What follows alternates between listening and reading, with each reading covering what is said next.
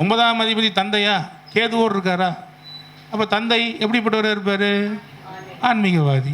கேதுவோடு இருக்கார், தந்தை கொஞ்சம் ஆயுள் குறைபாடு இருப்பார். ரொம்ப நாள் வாழ்வாரா? குறைபாடு. உடனே அதுக்கு எட்ட பார்க்கணும், இதெல்லாம் கவனப்படுத்திக்கணும். 8ல் சந்திரன் இருக்கார், தந்தை நின்ற இடத்துக்கு பாதகாதிபதி 8ல், தந்தை நின்ற இடம் குரு விருச்சிகத்தில், அதற்கு பாதகாதிபதி சந்திரன் 8ல். ஆயில் கண்டம், எஸ் ஆர் நோ? 10ஆம் இடம், 10ஆம் இடம் தொழிலா? 10ஆம் இடம் தொழில். 10ஆம் அதிபதி திதிசூனியத்தில் இருக்குது. இவர் தொழில் செய்ய போகிறார். 10ஆம் இடமும் திதிசூனியம், அந்த அதிபதியும் போய் 7ல் திதிசூனியம். ஒரு திதிசூனிய அதிபதி இன்னொரு திதிசூனியத்தில் அமரும் பொழுது அந்த தொழிலுங்கிற பாவத்தை என்ன கொடுக்காது? சொந்த தொழில் ஆகாது. வேலைக்கு தான் போகிறாரு, மேனேஜராக இருக்கார்.